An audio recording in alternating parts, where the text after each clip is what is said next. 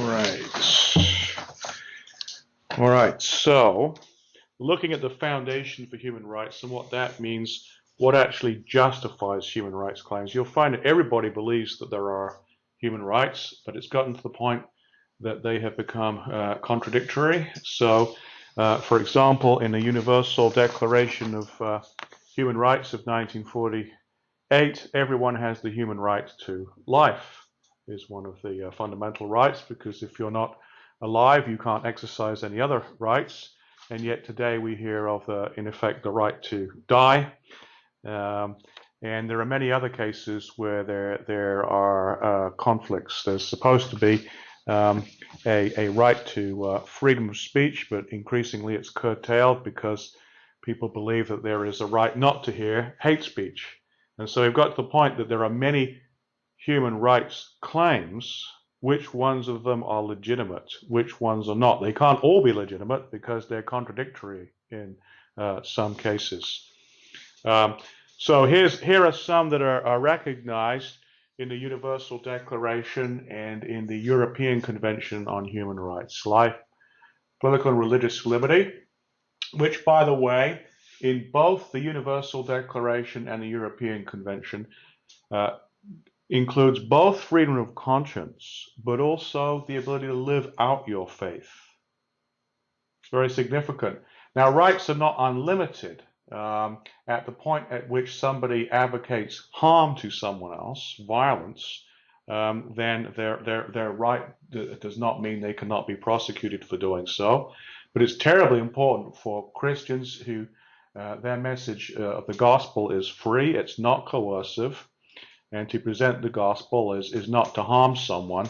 Of course, though, you will find people, such as back in our state, Wisconsin, the Freedom From Religion Foundation, who actually think that they have a right not to witness or hear religious expression.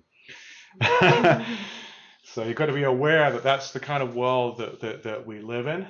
Right to a fair trial. Obviously, human rights abuses. They talk about torture and unjust imprisonment and detention. The new slavery.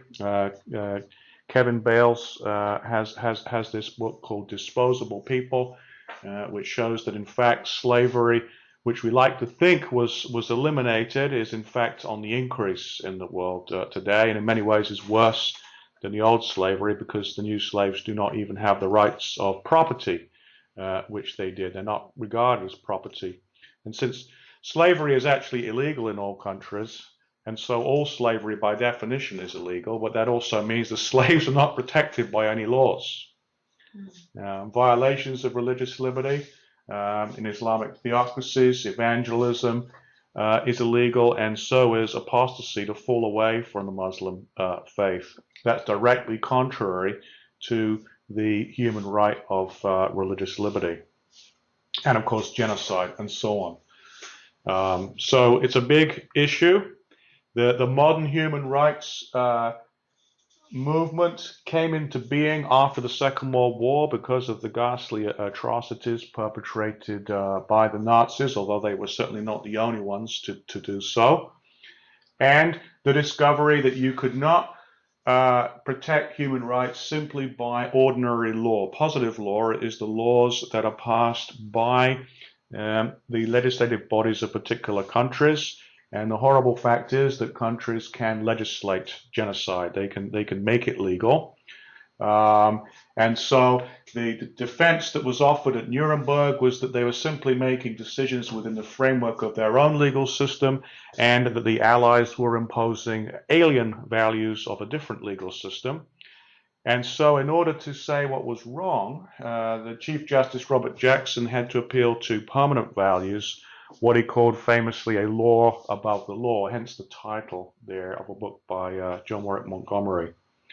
That one couldn't just leave this to the decision of particular states, because states have been and are quite willing to perpetrate human rights abuses. So the two treaties, and you can find their basic list of rights online very easily. The 30 major articles of the Universal Declaration of Human Rights. They all have extensive descriptions as well in the fuller forms, paragraphs that explain what they mean. That was in 1948, shortly after Nuremberg in 1946. The European Convention actually contains many of the same rights, and the language is obviously in many cases borrowed. And today we have courts of human rights. The one in The Hague is concerned with disputes between states. What's interesting about the one in Strasbourg is that an individual who's in a country where their human rights have been violated, let's suppose that they are a Christian, for example, in either a secularist or an Islamic state, and their human right has been violated, they can go to Strasbourg to complain. Okay, so it's a significant institution, and it has sometimes successfully ruled.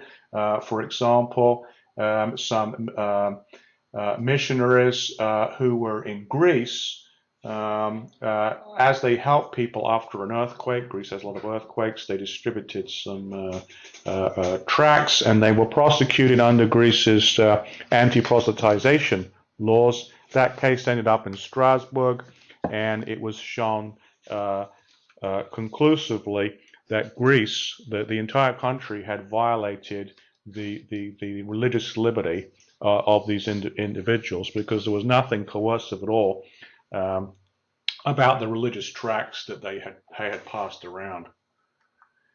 Now, when you talk about rights, certainly not anything we might like as a human right. Tempting as it is, there's probably no human right to Danish cake. I would be in favor of that, but just because you want something doesn't make it a right. It has to come from a legitimate authority. It has to be something to which you are justly entitled. So we have to think, what is a right, and then what's special about human rights. And the hard question is, when is a human rights claim legitimate? Those three questions. So right in general, this could be something very conditional, like the right to drive, which may be that you have to be a certain age and you have to pass your driving test. So not everybody gets it. You don't give it to babies. You don't give it to people who can't pass the test, and so on. So what's a right in general? What's special about human rights? The basic idea of a right is it's something to which one is justly entitled. If you have a right to X, if you're entitled to it. And the entitlement derives from a person or institution with the authority to grant it. So the state grants adults the right to vote, not all of them, but because you might be a convicted felon and then you may not get the right to vote in many countries. Okay, but that's the proper authority to grant that right. This, however, is the right of a citizen. It is not a human right. Human rights are very different from the kind of rights that are granted by states, because they are, in effect, natural rights. You have them prior to the state in virtue of being a human. The state doesn't give them to you, and the state has no authority either to take them away. It's none of their business. And so the idea of human rights, as you see it expressed in the Universal Declaration and other documents, is that they're universal. None of the statements in there qualify what kind of human you are to be.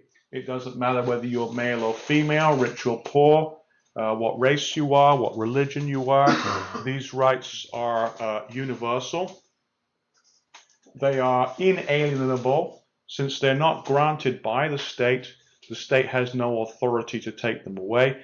You see that language, of course, most famously used in the Declaration of Independence of the United States in 1776. We hold these truths to be self-evident, that all men are created equal, that they are endowed by their Creator with certain unalienable rights, that among these are life, liberty, and the pursuit of happiness.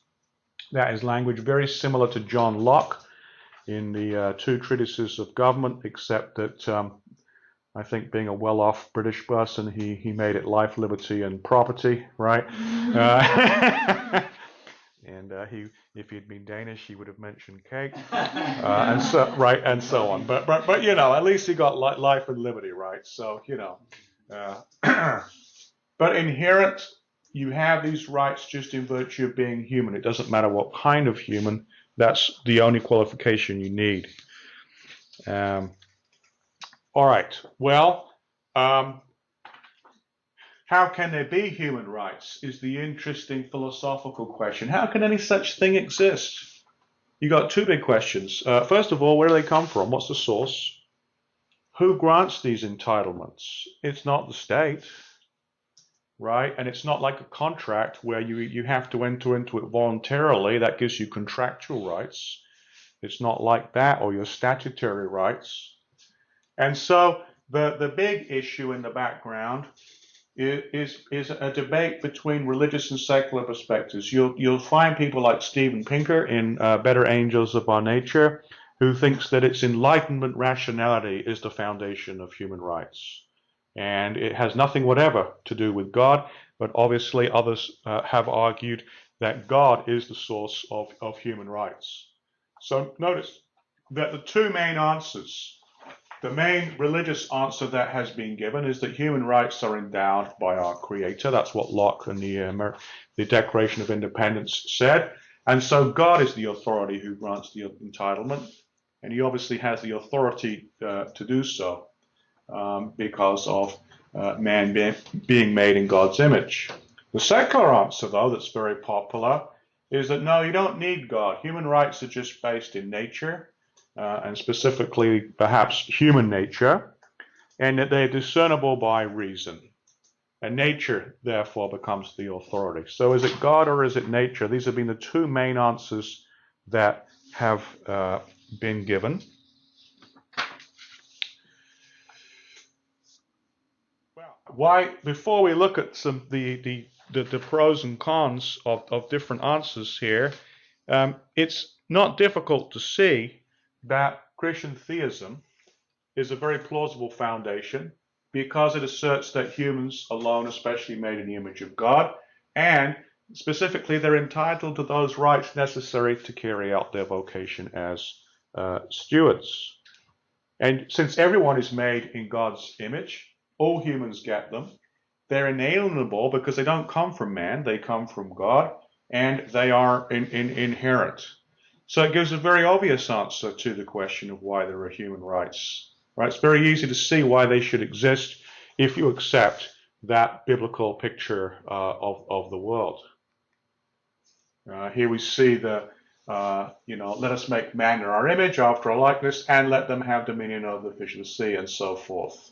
And we still have these rights even after the fall into sin. For example, in Genesis 9:6, whoever sheds the blood of man, by man shall his blood be shed.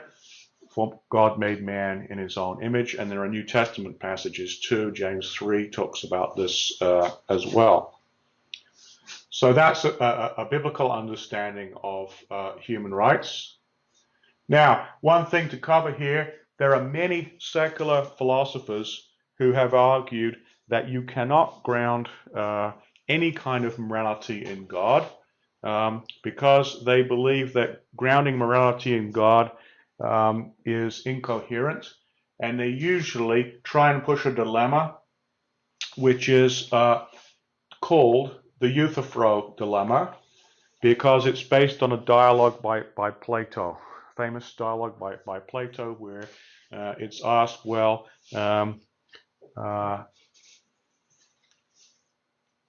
is it good because God loves it, or does God love it because it's good? That's the specific version in the Plato dialogue. Mm-hmm. And the idea is, well, if morality is based on God's will, then either we're saying, well, it's right just because God says so, and that makes morality as arbitrary, as if God could, for example, command torturing babies for fun, and then somehow that would make it right. That sounds horrible, okay? Or if, on the other hand, God is constrained, well, doesn't that mean that God somehow consults an independent standard, and so then morality is independent of God, and so then morality has nothing really to do with God? That's the classic dilemma, and it never goes away. For example, only about a year ago, Louise Antony, who is one of the new atheist philosophers, gives a version of this argument. Is that which is morally good because God approves it? Oh, just because God approves it, that's arbitrary. Or does God approve what is morally good because it's morally good? Ah, well then, it's independent. All right, that's the force of the objection. So one has to answer this. And fortunately, Robert Adams and William Alston and Paul Copan have all addressed this argument in considerable detail. Theism does not make morality arbitrary, because although God has the power to command anything, that's not all there is to God. He isn't just the most powerful being. He also has a certain character. He is a holy being, and a holy, intrinsically good being. What that means, it's not in his nature to make arbitrary commands. His commands are for the good of his creatures. So you only get the result that his commands would be arbitrary if you detach his will from his character. And that is not a full picture of who God is. So it's really a caricature of God. And this doesn't make morality independent of God either. It doesn't mean he's constrained by an external standard. God himself is the standard. If you think of the passage in Scripture, good teacher, what do I have to do to inherit eternal life? And Jesus' reply is, why do you call me good? Who is good but God alone? God himself is the standard by which we can judge whether an action is right or wrong. And so morality is not independent of God. He himself is that standard. So it's a false dilemma. Nothing is morally good simply because God approves it. No, it's because God approves it. It is because a holy, intrinsically good being approves it, not because he approves it, not because he says so, but because he says so. It's the one who does it. You see in Genesis, it repeats over and over again that he saw that what he made was good. It's not just that his opinion was that it was good, or he said, let's call it good. He saw that it was good because he had in fact made it good. God made all the things that he made good. And God does approve what's morally good because it's good. That is true. It really is good. But that doesn't mean its goodness is independent of him, but rather it derives from his own goodness. He is the source of all goodness. So as a result, we don't have to accept this dilemma. Morality isn't arbitrary. As C.S. Lewis said in Mere Christianity, God's moral rules are directions for running the human machine. And in Mark 2:28, the Sabbath was made for man, not man for the Sabbath. And William Frankner, Christian philosopher, says in general, God's law is made for man, not man for the law. It's for our good. Of course, sinfully, we often don't see it that way, but that is what the purpose of the law is. And at the same time, it's not arbitrary, but it's not independent of God because it reveals God's holy character to us. So what that means is we don't have to accept the Euthyphro dilemma, and it's not absurd to base morality on God's will. Now, naturalism is the main secular alternative. So what about the people who say that you can base human rights just on nature? Naturalism says that the natural world is all there is, right? Has no room for God. And so therefore, if there are human rights, they have to derive from nature. Well, perhaps most people have thought that human rights have got something to do with human flourishing, and the Christian would agree with that. That's the whole idea, right? You protect human rights so humans could flourish. A secular approach would be to say, well, maybe it's so we can be happy, utilitarianism. Maybe it's something that we can do by ourselves. We pass the laws. Legal positivism is the view that the rights that exist are those that are established by the appropriate legal bodies.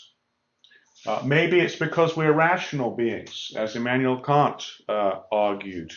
and somehow we can find the basis of human rights within our nature as rational beings.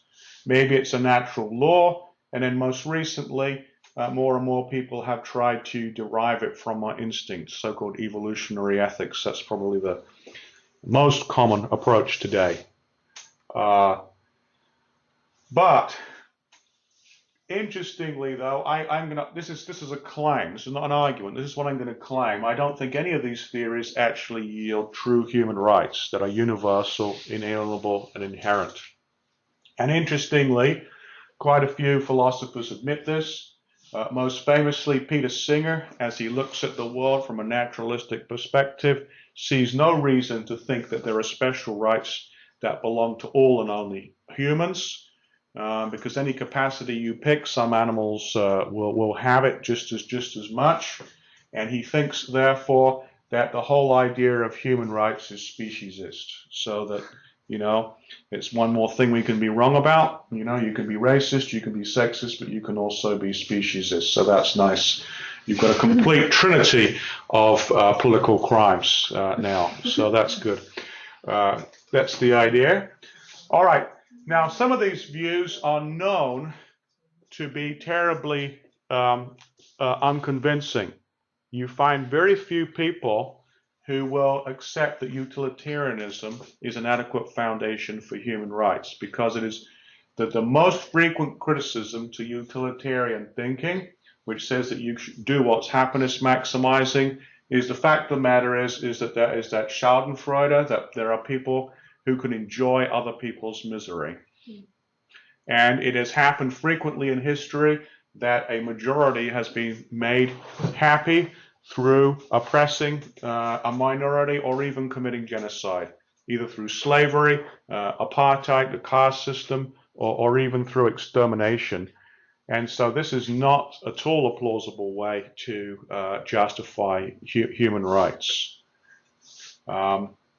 Legal positivism is also an obvious failure, because the fact of the matter is that well-organized countries have passed laws that have permitted state-sponsored human rights abuses. And in fact, to be blunt about it, Sharia law, which institutes dhimmitude, actually will lead to human rights abuses, legal human rights abuses for non-Muslims. Positive laws there are the ones that are enacted by a properly instituted branch of government, and then unfortunately state-sponsored genocide. As long as the proper legal procedure is being followed, then you would have to say that now that's okay. And so the fact is that human rights abuses can be and have been made legal. Now, much more impressive, of course, is Kant. I mean, for one thing, he's German, so I mean that's impressive in itself, right? But also, he was a very great philosopher, and he hoped that by looking at the nature of a rational being, you could discern that there were certain basic moral obligations. The most famous idea is the categorical imperative, that you should only do those actions that you will all should do. So, for example, why shouldn't I steal from others? Well, I can't will that all steal, because then after a hard day's burglary, I come home and find you've taken my stuff, right? And I can't get ahead, right? So the idea that you're obliged to only do those things that you can will everyone does. And that at first sight looks very helpful to human rights, because then you say the human rights violator, well, you can't will that other people enslave, oppress you, right? And so therefore you have a duty not to do that to them. More sophisticated neo-Kantian view is John Rawls, and he has the idea that you go under a veil of ignorance. And the idea is, in fact, you've got certain advantages, but in order to discern the proper principles of justice, what you do is you agree to put on a blindfold, as it were, so that you don't notice that perhaps you were stronger or wealthier than others. What rules would you accept then? Well, you would accept fair ones, right? If you can't take advantage of your superior abilities, then you would agree to fair rules, is the idea. Now, it's true that if a human rights violator agrees to follow carnal rules, he can see is wrong. That's true. There's only one problem. That word, if. The problem is it's entirely rational for the person who knows that he does have advantages of power and strength to simply say, I'm not going to do this, right?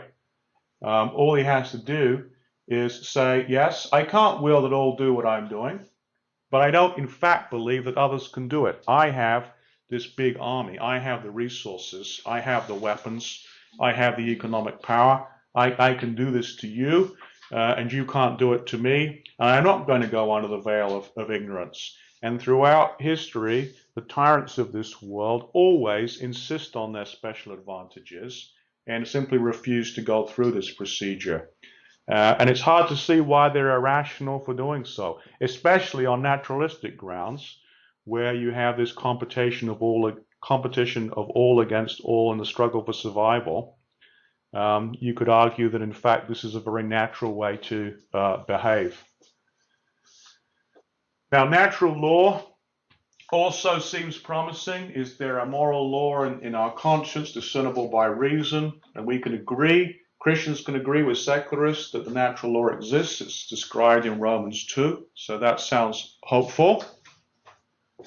It's not a bad approach, and it does help. There are some very good natural law arguments out there, but most human rights theorists find natural law inadequate for specific human rights protections. And the reason is that the kind of basic principles like equality and justice are too vague and open to interpretation. Because when we want to ask, well, what does it mean to treat people equally? It gets very, very difficult. Do we mean that we require equal outcomes, or that we give equal opportunities? And justice is interpreted in horribly different ways, such as, for example, this way. The Justinian Code, one of its clauses about justice is that you should give to each his due. That's what justice means. Unfortunately, this was the Nazi interpretation of giving to each his due. In other words, that the Jews were receiving justice as they were exterminated. So the problem of the natural law alone is it's rather vague, and it's open to those kinds of perverse interpretations. Well, evolutionary ethics. As we know today, there are evolutionary accounts of absolutely everything. Okay, psychology, ethics, even religion. How would this work? If you claim that human rights somehow are based on our natural history, on how we developed as a species. So the idea is that somehow, and this is not totally implausible, because you might say, well, look, it helps survival and reproduction if you develop some rules of cooperation, okay, because you're more likely to live longer and have more offspring. So perhaps natural history could provide some sort of foundation for human rights. But the problem is the contingency of natural history. So Stephen Jay Gould says if you rewound the evolutionary tape and played it again, then things would come out differently. Maybe there wouldn't be any humans, or humans might be very different than they are. And Charles Darwin himself, in Descent of Man, drew out this conclusion explicitly. He said that if men were reared under precisely the same conditions as hive bees, there can hardly be a doubt our unmarried females would, like the worker bees, think it a sacred duty to kill their brothers, and mothers would strive to kill their fertile daughters. So if that had happened in a natural history, fratricide, killing your brother, and female infanticide would be viewed as acceptable. Now think, of course, it says. Doesn't quite say that they would be right, only says that that's what we would think is right. And so this leads to this key question. If that had happened, would fratricide and infanticide then actually have been moral duties, the right thing to do? So instead of just getting upset when your brother beats you at chess, as my elder brother used to regularly do to me. Actually, no, now it's my duty to kill him, right? I mean, we all know about sibling rivalry, but that's pretty strong. Okay, and your younger sister is just irritating one too many times, but that's okay because in fact you should kill her. So now when we address this question, there are two possible positions: the weak view or the strong view. The strong view says that in fact the answer to that question is yes. If that had been the case, then you would have had a duty to commit fratricide and infanticide. The weak view says no, no, no. All that shows is that you would have thought that, right? Your moral psychology would be different. It doesn't mean necessarily that that would have been right. So here's the two views. The strong view, what's right depends on our natural history. So if we'd been raised like hive bees, killing your brother and killing female infants would have been right. That's the very strong view. The weaker view, now notice if that happens, they lose their right to life, which we talked about there, Article 3 of the Universal Declaration of Human Rights. Weak view says, no, it's just that what we feel is right depends on our natural history, but what is right doesn't. So all it's saying is there might still be ordinary human rights, but we might feel differently about them, and we might have felt that killing your brother and killing female infants was right. So to make this dilemma which I raised for this view, this is in my book, Legitimizing Human Rights, that came out 2013. A couple of key terms from philosophy. Ontology is the science of being. It concerns what exists. Ontos is being. So that concerns what exists. Epistemology is the theory of knowledge, and it concerns what we can know. And basically, the strong view has an ontological problem. It's easy to see. It implies that human rights don't really exist, whereas the weak view certainly is compatible with the existence of human rights, but it has an epistemological problem. We can't know what human rights are. We're not able to know what they are. So what I do in the paper is bring out this argument, the ontological problem. We can see that had we been raised in this different way, brothers and female infants would not have a right to life. So that means that these rights are not truly universal, inalienable, and inherent. It's not enough to be a human being. You have to be a human being raised in the right way to get these rights. That's not the idea of a human right.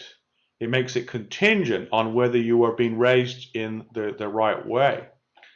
And this will become clearer, I think, in a minute. The epistemological problem, what that means, though, if our moral feelings depend on our natural history, then even if our moral feelings happen to be correct, it would only be an accident, because we would have had quite opposite moral feelings if we'd been raised differently. And we don't really know who's been raised in the right way. Maybe we have lots of incorrect moral feelings, right? How can we tell whether they are right or not? And so our moral feelings are not a reliable source of knowledge about human rights. That's very quick, but now we'll go a little bit more slowly.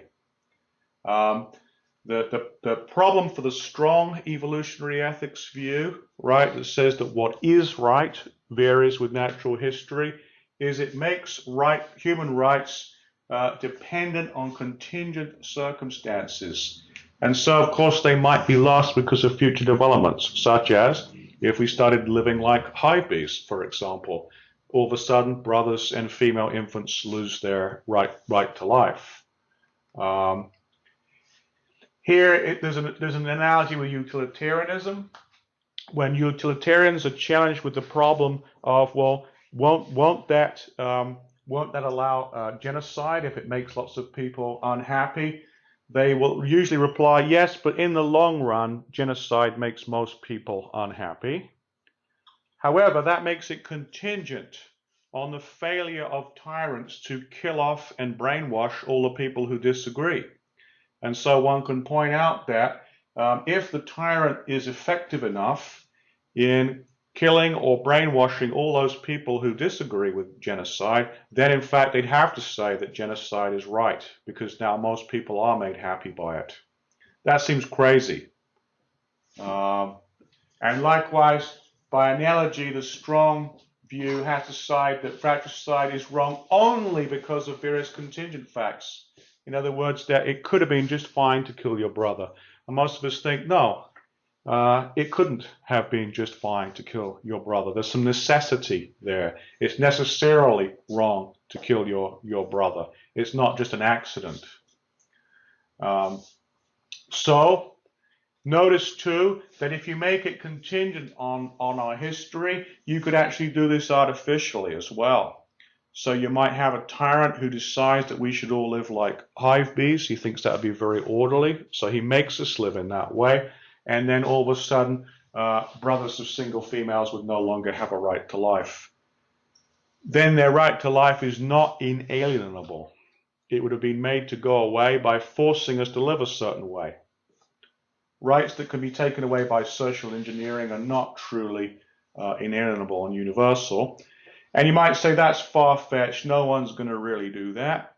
But you know what? We have done things just like that. There are many societies where they could say, as a part of their natural history, the way their social organization works is dependent on the existence of slaves, as it is in India and Pakistan and Mauritania, or apartheid, or child labor, when you see these children making bricks in India and Pakistan, or the caste system by declaring some people lower caste, forced concubines and the horrific trade in young women around the world who are just treated like garbage, and some of the stories about them are, let's put it like this, extremely difficult to read without breaking down. They're just so terrible.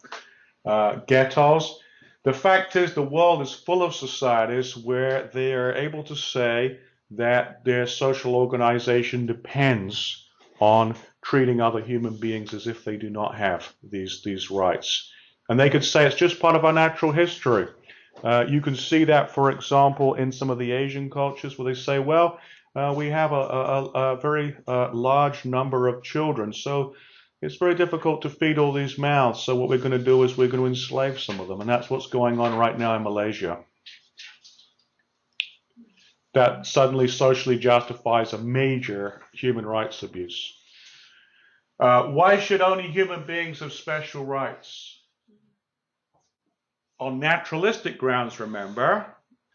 We can't say, well, it's because we're so well adapted, because the humble cockroach is just as well adapted, and ants maybe are better adapted than we are, in point of fact. If we're stupid enough to have a nuclear war, the ants will be doing just fine. Why should all human beings have rights? As Peter Singer points out, it's not true that all human beings have capacities higher than all other creatures. The newborn infant, he points out, has a less of a capacity to feel pleasure and pain than the adult pig or dog. And so, on his utilitarian view, if you had to choose between the infant and the pig or dog, you would save the pig or the dog. That's a horrible view, but it's perfectly consistent with his background naturalism.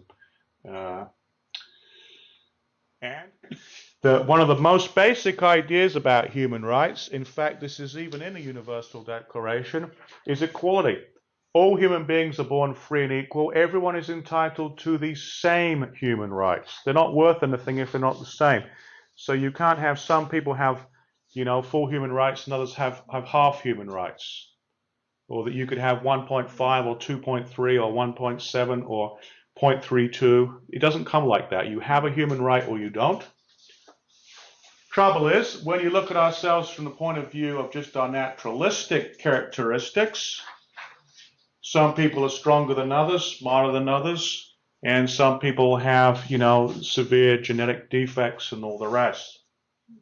How can we really justify treating people differently given those inequalities? And horrifically, that was just the thinking that was used Well, it was all over the world. As a matter of fact, Francis Galton in England, and then Margaret Sanger in the United States, and then within Germany, they talked about the health of the Volk, the whole people, and they viewed people who were mentally and physically defective as basically like a disease within the body. And so they launched the child euthanasia and then the Action T4 program to kill off these undesirable elements to kind of purify the people. They were deemed life unworthy of life. And to put it mildly, they were not valued because they were humans made in the image of God. And those techniques were then horrifically carried on into Auschwitz and other death camps. That's Auschwitz I, which my wife and I visited last year on a trip to southwest Poland. And there are things there that are very difficult to get past, as when you see the mountains of hair.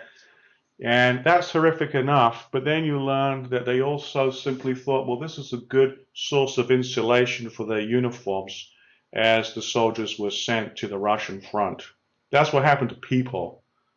They became resources for all kinds of things, soaps and things of this kind. And there's something you can learn. Maybe many of you have been to some of these, but if you can make yourself go there, you will learn something about what it is to be human that you can't learn in any other way, and is more powerful than any argument I can give, or any philosopher can hope to give. You just have to see it and to be horrified at incineration, obviously designed specifically to incinerate human bodies. This is from Auschwitz II, where at the very end they have these gigantic incineration areas that were they were destroyed, and of course the Nazis tried to destroy the evidence, but they were not successful in doing so. Now, there are problems with naturalism in general. You can't move from an is to an ought. Statements about what's going on in nature, even if everything they say about what's our natural history is true, those facts, what has happened, do not imply anything about what we ought to do. Surely no one will accept the argument that because genocide has been quite popular in recent times, that therefore we ought to commit it. Okay, something wrong with that argument. It seems that a matter itself does not prescribe. A material world does not come with a set of instructions. We find that prescriptions come from a prescriber, which is a person. So it is, even in a medical case, it's the doctor who issues a prescription, not the pills themselves. You don't shake them up until they tell you what to do with them. And here's a noted philosopher, J.L. Mackie. Objective, intrinsically prescriptive features. Now, what does he mean? Oughts, real oughts, obligations. Obligations. If there are real obligations, if there are real things that you ought to do and ought not to do, he recognizes that they're such odd things that they're very unlikely to have arisen without an all-powerful God to create them. Because the material world is a world of what happens. This is what happens. This happens, then this happens, then this happens. There's no ought about it. There's no it's supposed to happen or supposed not to happen. And so there's a very weak foundation for morality simply in the natural order. Now, well, briefly, the epistemological problem for the weak view. Well, that's the idea that our moral sense is shaped by natural history, how we feel, and Darwin relied heavily on Adam Smith's account.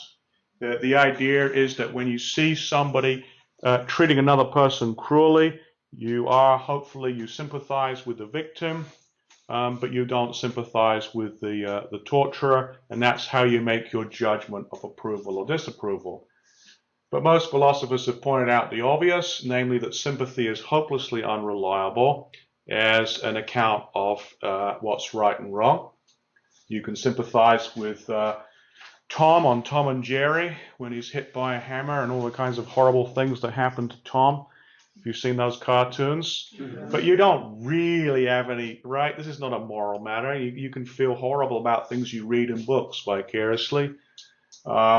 But interestingly, friends and relatives of tyrants often think they're misunderstood, and so they actually sympathize with mass murderers. In any case, sympathy comes in degrees. The mafia is not so sympathetic if you're outside the family and you don't pay your protection money. Tyrants, psychopaths, if in extreme forms, have no sympathy for their victims whatever. Does that mean there's no obligation? On the other hand, you have moral saints like Mother Teresa who probably have more sympathy than the rest of us. Then you get to an odd conclusion. If we had pills that could change how sympathetic you were, if you took the uppers and now you are more sympathetic, do you have more moral obligations? So now you should care for anybody who you might feel concern about. Or if you take a downer, then even if somebody is being beaten up in front of you, all of a sudden you don't have any moral obligation because you feel no sympathy. So sympathy just seems the wrong way to possibly gain knowledge about what's right or wrong. It's not a reliable source. And notice the problem is contingency. Even if our perceptions are accurate, that's just an accident of our natural history, and philosophers going all the way back to Plato have argued that if you're right by accident, it's not knowledge.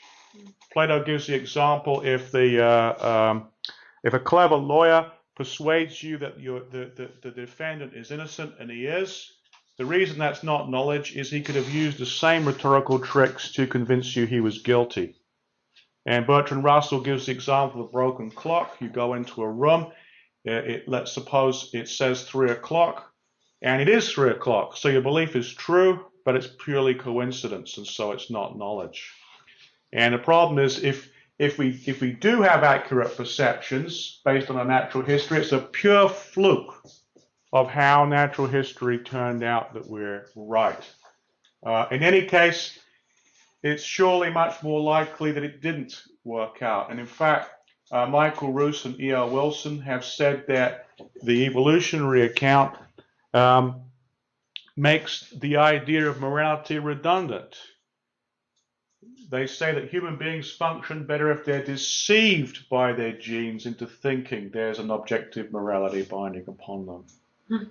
Because it's good for survival if we have this illusion. And elsewhere they say that morality is an illusion fobbed off on us by our selfish genes to make us cooperate. Why? Because it's good for the genes.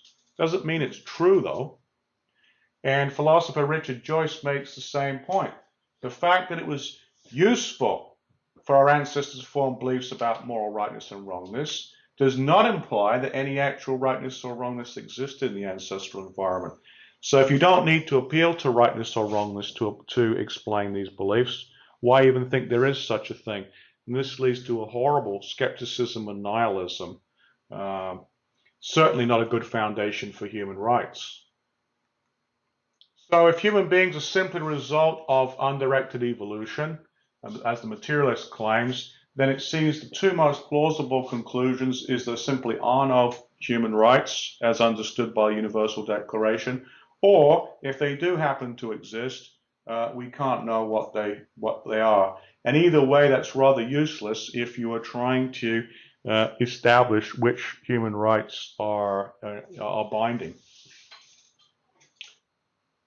So I'll say just very briefly, what about the positive case for Christian theism as a foundation for human rights? 3 dimensions to that. In principle, why would that be a plausible place to look for human rights? But also to show that as a matter of fact, it's been a good historical motivator for the human rights movement, and that it still is as a contemporary motivator. Okay, so it's three arguments. One reason is that the only way to get truly universal human rights that are just and fair is if you don't get them from humans, because humans are self-interested. Humans always advocate for rights that are for themselves or their group. Okay, so probably I like the idea that there is a human right for Lutherans not to pay taxes. See, there's a contradiction within that, and that is that Oh, yeah, it isn't a human right because it's only for Lutherans. My self-interest got involved. And what we see over and over again is when you leave it to human beings, they tend to indulge in self-interest, favoritism, and also quite often vindictive persecution of people who hold contrary views. What you really need, and oddly enough, this comes from Rousseau, but it's a helpful thought here, to discover the rules of society best suited to nations, in other words, for the whole world, the ideal source would be some superior intelligence beholding all the passions of men without experiencing any of them. In other words, something that was not infected by sin and self-interest. It would take gods to give men laws, he says. Now, he should have said God, not gods, because if we went back to ancient Greece, that would be horrible for human rights, because if you've read your Greek myths, the gods are always disagreeing. That's not going to get you one consistent set of human rights. But if you have one God who is not activated by self-interest, that's an ideal place to get human rights that are fair and are for all his creatures, because he does not have any stake in it. He's not going to advocate for his kind of guy, right? And it isn't just about rules, as Montgomery says in his Human Rights and Human Dignity. What Christianity also has to offer is that change of people's hearts. And it's very interesting that human rights theorists have pointed out again and again that the law alone is not enough. It's a matter of fact that slavery is illegal everywhere in the world, and the country that has the harshest laws against slavery is India. India also has the worst problem with slavery in the world today. So what that shows is that the law alone is not sufficient. What we need to do is to change people's hearts so that they recognize the value and worth of other human beings. Think about those countries like, for example, what happened to the Coptic Christians. There are, in fact, laws against what goes on that behavior in those countries, but the laws are not recognized by the citizens and are not enforced by the police who look the other way. So the problem is people and what they value and what they care about. The law will not solve those kinds of problems. Historically, there have been many, many human rights reforms. For example, William Wilberforce in England, and then Edward Beecher, and Elijah Lovejoy and Harriet Beecher Stowe in the United States, involving the abolition of slavery. Let everyone, he wrote, regulate his conduct by the golden rule of doing to others as in similar circumstances you have them do to us. And he served others with whom he had little or nothing in common, even those who could not repay. And he was very concerned about the ill treatment of the slaves as fellow human beings made in the image of God. And if you go back to drafting of the Universal Declaration of Human Rights, there was a three-person committee that did the original drafting. It included Eleanor Roosevelt and Charles Malik, who were both strong Christians, and P.C. Chang was a Confucian, but at least his views were congruent with Christian beliefs. So, for example, he very much agreed with Scripture's claim, do not repay evil with evil, but overcome evil with good. And in this article in First Things, Roosevelt's deeply devout and intensely felt religious convictions, her determination to serve as Christ did, is more of a scandal to us than to her contemporaries. In other words, things have changed. At the time of the drafting, Christian values were still very firm in culture and were assumed even by non-Christians. Whereas today, it's hard to understand for the post-Christian what was really motivating her. The Bible as well was quoted by the abolitionist movement, prison reform, labor, civil rights. Dr. Martin Luther King Jr. quoted Amos, for example, in his speeches against segregation. The anti-apartheid movement, the Solidarność movement in Poland, the movement under Christian Förder in East Germany. You know, it was really meetings of Bible. Of prayer meetings that then became increasingly mass demonstrations that led eventually to the Berlin Wall being taken down. And over again, the language of the Bible has motivated people to stand up for human rights. This is a precarious achievement, though, because in the 20th century, we saw the rise of all these modern human rights instruments. At the very same time, though, we saw the rise of secularism. So this high tower of human rights has been built, adding to the list, all the while enthusiastically sapping the only foundation on which it can rest securely. Without a transcendent foundation, the structure of human rights is a house built on sand. Because what other foundation could sustain the concept? Humanity as its own ultimate point of reference doesn't do it, because it always devolves again to self-interest. All animals are equal, but some are more equal than others. Keeps returning in Orwellian form. As can be seen, the current erosion of the rights of all kinds of persons who are not fully human. The unborn, the severely impaired, the dying, the incarcerated, even the unemployed. History has shown over and over again, yes, all people are created equal, but on the other hand, not everybody counts, right? Over and over again, that contradiction. The Jim Crow laws were an example of that contradiction, because you had those laws going on despite their obvious, direct, logical incompatibility with the universal, with the Declaration of Independence. I'll skip that one. But there's the new slavery. This is from Kevin Bale's book, Disposable People.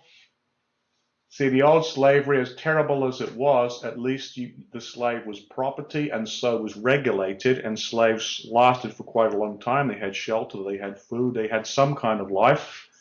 Now, because it's all illegal, that doesn't have to be bothered with. Very cheap, very high profits. Particularly those who were, for example, in the Amazon rainforest, you have girls that are basically slave prostitutes, and they make very high profits.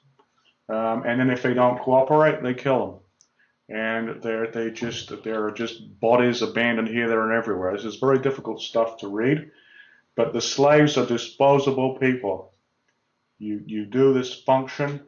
If you don't, and if you get sick, I can always get another one. Just like, TV breaks, well, that's okay, I got another one.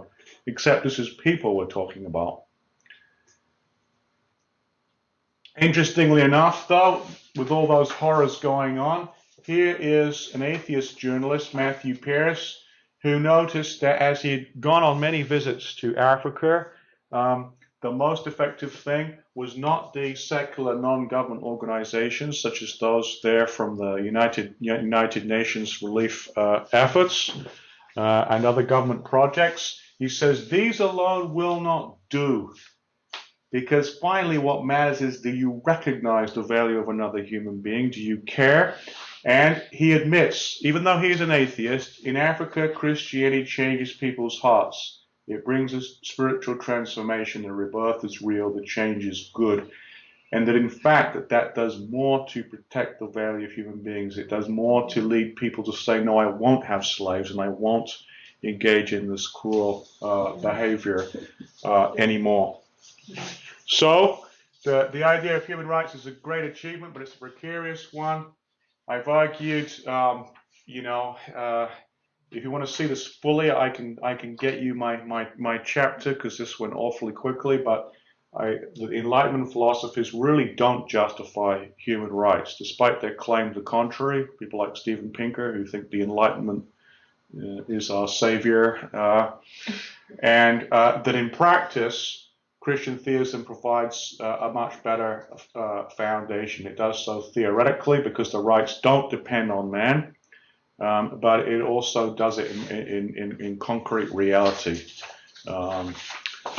Okay, so that was 1 hour, and now break and think of questions, and they can have let them, wasn't that, who was that? Was that Marie Antoinette? Let them eat cake?